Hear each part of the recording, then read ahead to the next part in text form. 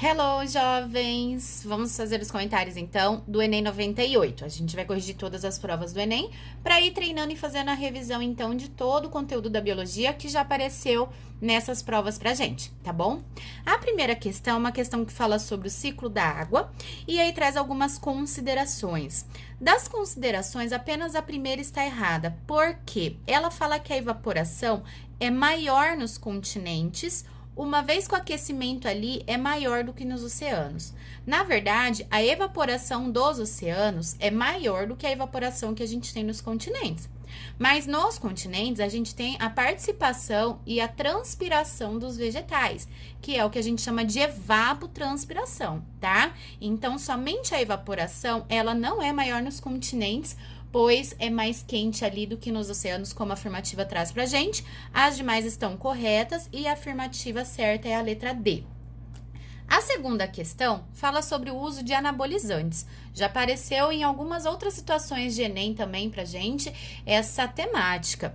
Aqui no texto, na consigna, né, fala sobre um lutador que utiliza anabolizantes, mas que passou mal. E aí as observações para a gente referentes aos efeitos de anabolizante no nosso organismo.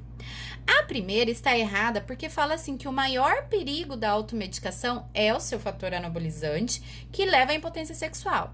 Não, gente, o maior perigo da automedicação não é esse, e sim os riscos de ter alergia a esse medicamento, a ter um AVC, uma taquicardia, uma reação com outro medicamento que você já toma, tá? Então, a automedicação não é, em momento algum, em hipótese alguma, indicada para nós. A segunda e a terceira, elas estão certinhas, né? A terceira eu queria fazer um comentário porque ele fala que o anabolizante deve ter mexido com o sistema circulatório do professor, uma vez que ele ficou impotente, né? E aí a gente lembra que o órgão reprodutivo sexual dos homens, o pênis, ele fica rígido por causa da circulação sanguínea. Então é por isso que causa impotência, porque interfere no sistema circulatório, tá? A 2 e a 3 estão certas, a 4 está errada, porque a 4 fala que os anabolizantes são mais perigosos para o homem, uma vez que as mulheres são protegidas pelos hormônios femininos. Totalmente errada, então a alternativa certa é a letra D. Essa questão 3 é sobre evolução do homem, traz aqui pra gente um cladograma, tá? É bem comum esse tipo de imagem nas provas do Enem. E aqui traz pra gente os animais, outros homens que surgiram e a nossa relação de parentesco, a nossa relação evolutiva. A primeira alternativa fala que os macacos antropóides surgiram na Terra mais ou menos contemporaneamente ao homem. E aí até eu destaquei aqui, né? Vocês sempre façam isso nos exercícios de vocês. Circulem, rabisca, façam desenhos em cima para auxiliar na interpretação dessas atividades, tá? Esses macacos aqui, antropóides, né? Se a gente analisar em tempo, aqui é a escala de tempo. Então, nós estamos realmente numa época praticamente igual, né? Mesmo que alguns surgiram antes ou depois, a gente está falando em uma escala aqui de milhões de anos.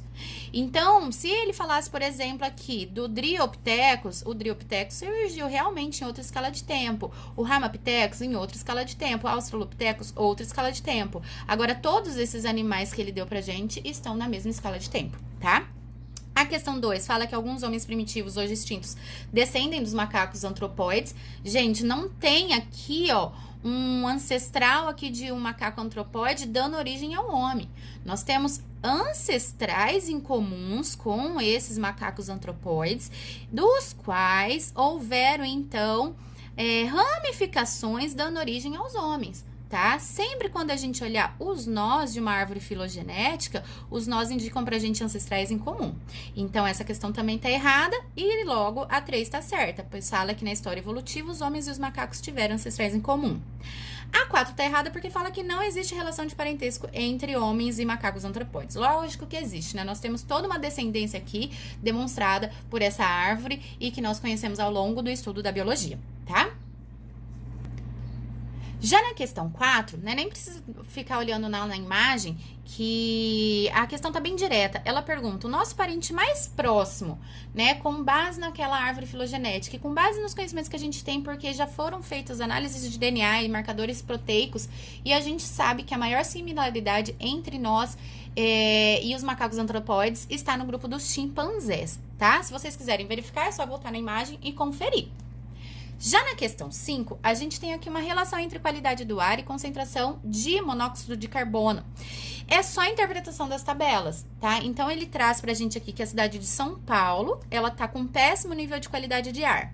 Acho o péssimo nível de qualidade do ar ali na tabela, que fica numa concentração de CO de 30 a 40 partes por milhão. E aqui embaixo, uma outra tabelinha que corresponde essas quantidades de CO e o que eles podem trazer como consequências na saúde humana. Então, como está com uma concentração de 30 a 40, não chega ainda nessa consequência de 60. Portanto, a única alternativa viável que poderia aparecer para a gente como sintoma de humanos causados por essa concentração de monóxido de carbono é algum problema na capacidade visual, que é o que a gente tem em B, tá? Tem a capacidade visual alterada. Já na questão 6, a gente tem uma questão que fala de estrutura da molécula de DNA. E isso aqui é bem legal, já apareceu outras vezes em outros exercícios também.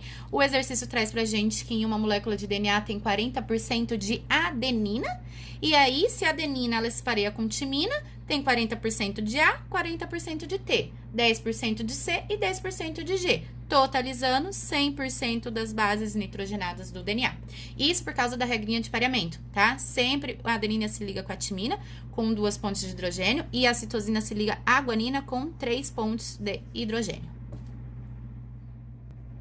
Na questão 7, a gente tem aqui uma questão relacionada à estrutura do DNA, verdades e mitos, tá? Por assim dizer. Então, a questão certa é a A, que fala que a molécula de DNA é formada por 2 cadeias, caracterizadas por sequências de bases nitrogenadas, certinho. A B tá errada porque fala que no DNA pode existir diferentes tipos de complementação. A gente acabou de falar sobre isso, né? Não existe diferentes tipos, existe uma regra só. CG tá que tá. A quantidade de adenina presente em uma das cadeias é exatamente igual à quantidade de adenina na cadeia complementar. Tá errada. Se eu tenho 40% de adenina em uma cadeia, na outra cadeia eu tenho que ter 40% de timina, base complementar. D. Na molécula de DNA podem existir 5 diferentes tipos de bases. Não, a gente só tem o A, T, C e G. Lá no RNA tem uracila, mas não tem timina. Então, em cada ácido nucleico a gente só tem 4 tipos de ácidos de bases nitrogenadas, tá? E na E fala assim que no processo de mitose, cada molécula de DNA dá origem a 4 moléculas de DNA. Primeiro que não é na mitose que o DNA se duplica, é na intérfase, tá? E na intérfase a gente tem o quê? Um DNA dando origem a 2 moléculas de DNA, né? E aí na mitose a gente tem uma célula se dividindo em 2 células, tá? Então essa aí tá totalmente errada, a 7 é a letra A. Já esse texto, ele corresponde às próximas 3 questões. Então, aqui a gente tem questões que vai falar sobre doença de Chagas. Aí, coloquei aqui uma observação para vocês lembrarem, né? Chagas, a gente lembra do tripanossoma, que é transmitido pela picada e, consequentemente, entrada de fezes do barbeiro, né? Que está contaminado por esse tripanossoma. A esquistossomose é um verme conhecido como barriga d'água, então a gente lembra das lagoas de coceira. E ascaridias ele já colocou pra gente entre parênteses que é a famosa lombriga, tá? O fato é que o texto traz pra gente 7 propostas de profilaxia. O que eu posso fazer para acabar com essas doenças? Sendo que na 8 ele pergunta da esquistossomose. A esquistossomose a gente lembra que é a barriga d'água, que o seu ciclo tem um caramujo aquático que é contaminado pelas fezes das pessoas doentes. E aí a gente lembra que as pessoas doentes não podem defecar nas lagoas, que a gente tem que tomar cuidado com as lagoas que a gente toma banho, que a gente tem que tratar os doentes para que essas fezes não fiquem contaminadas e também que tem que ter uma rede de saneamento básico, ou seja, esses doentes não podem sair defecando por aí, tá? Então, das alternativas viáveis que eles apresentam pra gente, nós ficamos apenas com a 3 e a 5. E aí muitos poderiam perguntar, mas professora, e a 7? Porque a 7 fala drenar e aterrar as lagoas do município. Aí vocês têm que pensar assim, vamos acabar com todas as lagoas, a gente vai acabar com toda a biodiversidade que existe nas lagoas por causa de uma doença que pode ser transmitida a partir de uma lagoa contaminada? Ou a gente vai tratar os doentes, vai construir banheiros, vai controlar esse caramujo, né? Então, alternativas viáveis ecologicamente, elas têm que ser pensadas também, tá bom? A questão 9 fala do verme ascaridíase, né? Ou da lombriga. E a questão em si é o maior benefício social. Então, essa questão confundiu na época, porque se a gente analisar as propostas lá em cima, uma das medidas que combatem a ascaridíase é aqui, ó, promover uma campanha de educação da população com relação a noções básicas de higiene, incluindo fervura de água. Mas isso aqui é uma campanha de educação, isso aqui trará um benefício social? Não, benefício social vai ser a construção de rede de saneamento básico, todo mundo com acesso à água tratada, né, uma rede de esgoto e banheiros eficientes para poderem fazer as suas necessidades, tá? Então, o lance aqui foi essa questão aqui, o benefício social. A questão 10 fala de chagas, e as chagas, como ela é transmitida através da picada do inseto hematófago, que é um triatomínio, que é um barbeiro, né, e a consequente defecação desse inseto, então se encaixam entre as propostas a 4 e a 6, pois a 4 fala em melhorar as condições de edificação, uma vez que os barbeiros, eles gostam de morar em casas de pau a pique, tá? Ou entre bambu, entre madeiras no geral, açaí. Então, quando a gente melhora as moradias, a gente diminui a quantidade desses insetos na nossa casa, tá? E estimular o uso de telas nas portas e janelas também, além dos mosquiteiros de filó, para que esses insetos não cheguem até a gente. E o uso de inseticidas. Então, são duas medidas que se encaixam aqui. A questão 11 fala sobre alunos de uma escola do Rio de Janeiro que foram para o município chamado Jurubatiba. Aí traz aqui o nome de alguns animais que tem nessa região de Restinga. Fala que nos terrenos mais baixos as plantas têm forte capacidade de armazenar água. Fala ainda que nas áreas planas existem cactos. E a pergunta é: os vegetais que sobrevivem nas áreas planas têm características como? Ora, o exercício acabou de falar pra gente, nas áreas planas existem cactos. Então, quando a gente pensa em cacto, a gente está pensando em planta que tem uma alta capacidade de se proteger contra a evaporação da água, que ela consegue armazenar essa água por mais tempo, que ela tem uma capacidade fotossintética que nem sempre é realizada por folhas, muitas vezes as folhas são reduzidas a espinhos, então ela faz a fotossíntese pelos caules. Então, quando a gente analisa as afirmativas aqui, a única questão que traz pra gente uma questão falando sobre plantas e suas adaptações a esse ambiente mais seco seria a questão C, que traz pra gente caules e folhas cobertos por espessas cutículas que impedem o ressecamento e a consequente perda d'água, tá? Perfeita. A questão 12 ainda é referente a esse texto. Pergunta que tipos de animais que a gente tem ali. Classificação. Aí você vai lendo: jacaré, réptil, capivara, lontra, tamanduá, mamífero, aves e peixes. Então, essa aqui também estava bem fácil, né? Bem de graça. A resposta certa era a letra D. A questão 13 fala sobre o dióxido de enxofre e a sua consequente formação de chuva ácida.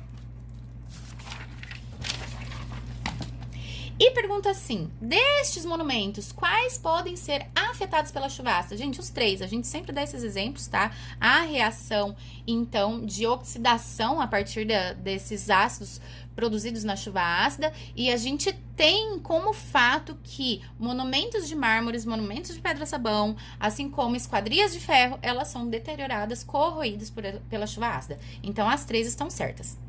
A 14 utilizou-se o mesmo enunciado, a mesma consigna, também está falando sobre o dióxido de enxofre e a chuva ácida, e traz 3 afirmativas. Primeira, tá certa, assim como a segunda, porque fala que a chuva ácida pode causar acidificação de um lago, assim como de um solo. Perfeito.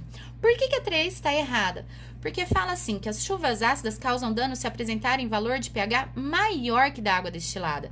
E aí a gente tem que lembrar que a água destilada, utilizada em laboratório, ela tem pH neutro. O que é um pH neutro? Um pH em torno de 7, tá? Mais baixo que 7, o pH é ácido. Mais alto que 7, o pH é básico ou alcalino. Para a chuva ser ácida, tem que ser abaixo de 7. E aqui ele fala um valor de pH maior. Então, este maior está errado, tá? E a gente fica apenas com a alternativa 1 e 2. E para finalizar, a questão 15 é uma questão ecológica muito legal. Fala sobre crescimento de populações. No caso, ele traz aqui nesse gráfico o número de veados de uma área lá do Arizona, nos Estados Unidos. E aí, o texto traz pra gente que essa população, ela era baixa, então o que eles pensaram?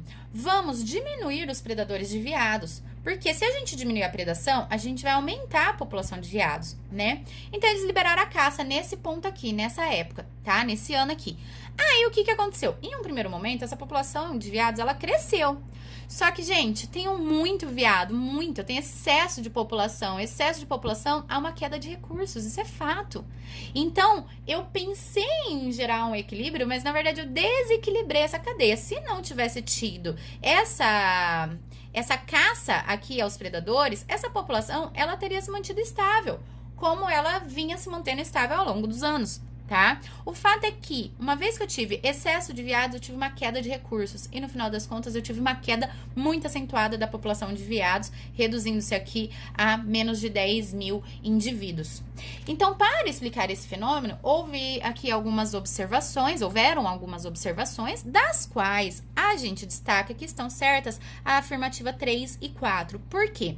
A primeira fala que certamente esses predadores aqui não eram os únicos, que ao eliminar esses predadores, os outros predadores que até então a gente não conhecia, eles vieram e atacaram os veados. O fato é que isso não foi comprovado e nem demonstrado nesse estudo. A gente teve aqui a detecção certeira de que os filhotes estavam morrendo de fome.